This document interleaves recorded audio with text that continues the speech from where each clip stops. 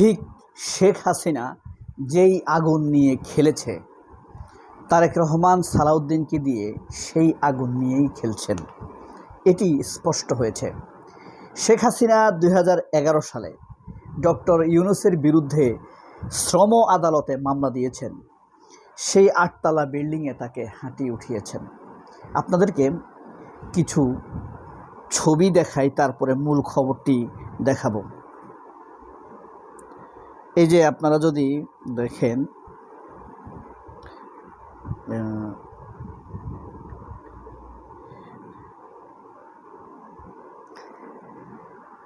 এই লোকটিকে চিনতে পাচ্ছেন? এই লোকটি হলো শেখ মুজিবুর রহমান ইকবাল, কিশোরগঞ্জ বাজিতপুর উপজেলার বিএনপির সভাপতি। এই লোকটি ডক্টর ইউনূসের বিরুদ্ধে মামলা দিয়েছে। বুঝতে পারছেন? এই যে বিএনপির নতুন আগুনের গেম, বেশি খেললে পুড়তে হয়। শেখ হাসিনা 2011 সাল থেকে অতিরিক্ত খেলে ফেলেছে ডক্টর ইউনূসের সাথে। শুধুমাত্র ডক্টর ইউনূসের সাথে খেলার কারণে পতন হয়েছে তা নয়। বাংলাদেশের শেখ হাসিনা যত অপকর্ম করেছে, ধরেন চুরি, খুন, হত্যা, ধর্ষণের কথা বাদ দেন, সে তো মহিলা, সবগুলার আন্তর্জাতিক বৈধতা পেয়েছে ডক্টর ইউনূসের উপরে অত্যাচার করার কারণে। তো সেই খেলার একটা অংশ ছিল এই মুজিবুর রহমান চুন্নু, জাতীয় পার্টির মহাসচিব। এখন মহাসচিব নাই, মানে 5 আগস্টের পরে তাকে চেঞ্জ করা হয়েছে। এ অতিরিক্ত উৎসাহী হতে গিয়ে ডক্টর ইউনূসের বিরুদ্ধে মামলা করেছে শেখ হাসিনার প্রিয় হওয়ার জন্য। ঠিক এখন একইভাবে তারেক রহমানের প্রিয় হওয়ার জন্য অতিরিক্ত উৎসাহী হয়ে ডক্টর ইউনূসের বিরুদ্ধে সে মামলা করার আবেদন করেছে। আবেদন করার পর দেখেন সে দাবি করছে, কি লিখছে এখানে, আমাকে হিজড়া বানায় রাখবেন না, বর্তমানে আমি হিজড়া পর্যায়ে রয়েছি। অর্থাৎ তাকে একটা মন্ত্রী দেওয়ার কথা বলছে। ডক্টর ইউনূসের বিরুদ্ধে মামলা করছে, সে কেন এখনও প্রতিদান পায় নাই? তার তো প্রতিদান পাওয়া উচিত। ডক্টর ইউনূসের বিরুদ্ধে মামলা করেই কিন্তু আপনার এই শেখ মুজিবুর রহমান ইকবাল ওরফে হিজড়া ইকবাল বাজিতপুরের বিএনপির সভাপতি। ফ্যাক্ট হল আদালত খারিজ করে দিয়েছে। 2011 সালে ডক্টর ইউনূসের বিরুদ্ধে মামলা করা হয়েছিল শ্রম আইনে। এরপরে ধীরে ধীরে গ্রামীণ ব্যাংক থেকে তাকে সরানো হয়েছিল। যে বিচারপতি, যে ম্যাজিস্ট্রেট ডক্টর ইউনূসের বিরুদ্ধে মিথ্যা মামলা গ্রহণ করেছে, 15 বছর যাবত ইউনূসকে ভোগাইছে, তার অবস্থাও পরিণতি ভালো হয় নাই। পাপ করলে তো পাপের প্রায়শ্চিত্ত করতেই হয়। এই যে দেখেন, ডক্টর ইউনূসের বিরুদ্ধে মামলা আবেদন খারিজ। কিন্তু ইউনূসের বিরুদ্ধে যে মামলার আবেদন করেছে এই লোক, তার স্বার্থ কি? সে আসলে ওয়াকার, তারেক রহমান, সালাউদ্দিন এদেরকে খুশি করার জন্যই এই মামলা করেছে।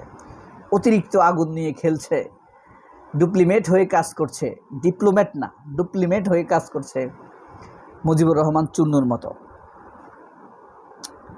এই যে দেখেন, মামলা করার পর সে কি বলছে দেখেন, আমাকে হিজড়া বানায় রাখবেন না, বর্তমানে আমি হিজড়ার মতো আছি, হিজড়ার পর্যায়ে আছি। কেন? তাকে সে যে এই যে বাজিতপুর উপজেলা বিএনপির সভাপতি কিশোরগঞ্জ পাবনিকলি আসনের সংসদ সদস্য প্রার্থী শেখ মুজিবুর রহমান ইকবাল বলেছেন, আমার হিজড়া বানায় রাখবেন না, বর্তমানে আমি হিজড়া পর্যায়ে আছি।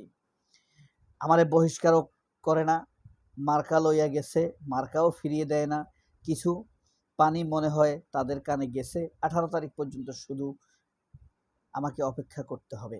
বৃহস্পতিবার অর্থাৎ 15 জানুয়ারি দুপুরে বাজিতপুর উপজেলার শরৎচরাচর এলাকার নিজ বাড়িতে আসন্ন সংসদ নির্বাচনের সাংগঠনিক, তাকে বিএনপি মানে দেয় নাই, এখন নমিনেশন দেয় নাই, নিজে স্বতন্ত্র প্রার্থী হয়েছে। প্রথমে দিয়েছে, তারপর সরাই নিয়েছে। এই ক্ষোভে তারেক রহমানকে খুশি করতে গিয়ে, সালাউদ্দিনকে খুশি করতে গিয়ে, ওয়াকার ভারতকে খুশি করতে গিয়ে সে ইউনূসের বিরুদ্ধে মামলা দিয়েছে। অতিরিক্ত খেলা খেলতে যাচ্ছে সে। ফ্যাক্ট হইল হামে আক্রান্ত শিশুদের জন্য ডক্টর ইউনূসের বিরুদ্ধে মামলা। 2012 সালের 12ই ফেব্রুয়ারি ক্ষমতায় আসলো বিএনপি। তারা এখন ডক্টর ইউনূসের বিরুদ্ধে মামলার আবেদন করতেছে। ক্ষমতায় তারা, শিশু মারা গেছে তাদের সময়, মামলা দিছে ডক্টর ইউনূসের বিরুদ্ধে। বুঝতে পারছেন?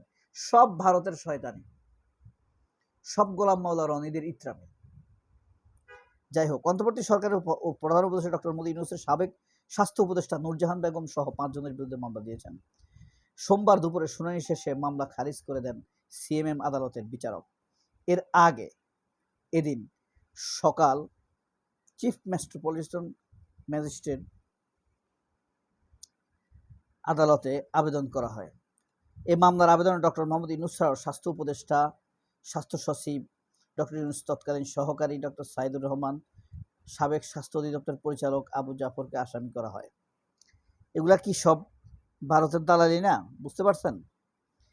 যে নাকি দায়িত্ব থেকে বিদায় নিয়েছে শিশু মৃত্যুর 2 মাস আগে, সে এখন ওটার জন্য দায়ী। তো শেখ হাসিনা যে আগুনে পুড়েছে সেই আগুনে হাত দিয়েছে তারেক রহমান। শরৎচন্দ্র চট্টোপাধ্যায় চিনেছেন? হুমায়ুন আহমেদ কি একজন উপন্যাসিক না? শরৎচন্দ্র একজন উপন্যাসিক। শরৎচন্দ্রকে অনুসরণ করে উপন্যাস লেখেই জনপ্রিয় হয়েছে এই হুমায়ুন আহমেদ। কিন্তু শরতের উপন্যাসে যে প্রাণ উপজীব্য বিষয়সমূহ গভীরতা পাবেন, হুমায়ুনের আহমেদের উপন্যাসে এসব কম। তবে তার উপন্যাসে হাস্যরস বেশি। এই হুমায়ুন আহমেদও কিছু কবিতা লিখেছিলেন কোনো এক সময়। তো তার একটি কবিতা আছে, যে আগুনের দ্বারে তুমি হাঁটিয়া গিয়েছ, সেই আগুনে ফেলে দিও না আমাকে। কথাটির অর্থ হলো যে তুমি আগুনের পাশ দিয়ে হেঁটে গেছো, সে আগুনের তাপ তো তুমি বুঝো, উত্তাপ তুমি জানো, সেই আগুনে পড়াটা আরো কত কঠিন সেটাও তুমি জানো। এই কারণে সে আগুনে তুমি আমাকে ফেলে দিও না।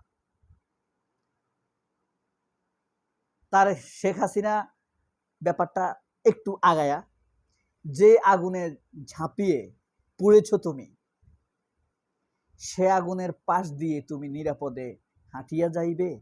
প্যারোডি কাব্য যদি বলি, মানে শেখ হাসিনা পড়ে গেছে, এখন তারেক রহমান সে আগুনকে অ্যাভয়েড করে যাবে, সেটা তো হতে পারে না। তারেক রহমানকে সে আগুনে ফেলতে হবে, তারেক রহমানও পড়বে। তো বিএনপির ভিতরে কিছু লোক আছে না, বিএনপির সাথে অন্যান্য দলের সাথে দূরত্ব তৈরি করে দিবে। ব্যাপারটা খুবই কৌশল। 1990 সালে যখন জামায়াতের সমর্থনে বিএনপি সরকার গঠন করে, খুব সুন্দর দুটি দলের অঘোষিত ঐক্য এগিয়ে যাচ্ছিল। জামায়াত তখন 18টি সিট দিয়ে বিএনপিকে সমর্থন দেয়, বিএনপি সরকার গঠন করে। এক কাপ চাও খায় নাই জামাত, মন্ত্রিত্ব নেওয়া তো দূরে থাক, কোনো সুযোগ সুবিধা নেওয়া তো দূরে থাক, এক কাপ চাও খায় নাই। কিন্তু জামায়াতের সাথে বিএনপির এই সৌন্দর্য বা বিরোধী দলের সাথে এমন নেগোসিয়েশন সহ্য হয় নাই বামদের। তো বিএনপির ভিতরে সর্বোচ্চ বাম ছিল কে তখন? মান্নান ভূঁইয়া একটি নির্দেশ দিল, প্রত্যেক জেলায় এবং উপজেলায়, তখন 463টা উপজেলা ছিল, 463টা উপজেলা এবং 64টা জেলায় সকল জামায়াতের সভাপতি, সেক্রেটারি বা আমির বা সেক্রেটারির বিরুদ্ধে 550 মামলা দিয়ে দাও। এই দূরত্ব তৈরি হয়ে গেল। কিন্তু জামায়াতওয়ালারা যখন বক্তৃতা বিবৃতিতে গালাগালি করলো, কাকে করলো? খালেদা জিয়াকে করলো। কাজটা করেছে কে? মান্নান ভূঁইয়া। দূরত্ব তৈরি। এই এক দূরত্বে 96-তে এসে বিএনপি ক্ষমতায় থেকে চলে গেল। সবাই অনেক ভালো থাকবেন। যে আগুনে পুড়েছ তুমি, সে আগুনেই পুড়বো আমি, এটা হতে পারে না। তোমার মতো বোকা তো আমি নই। তারেক জিয়া বোকা হোক। সবাই অনেক ভালো থাকবেন। আল্লাহ হাফেজ। আসসালামু আলাইকুম।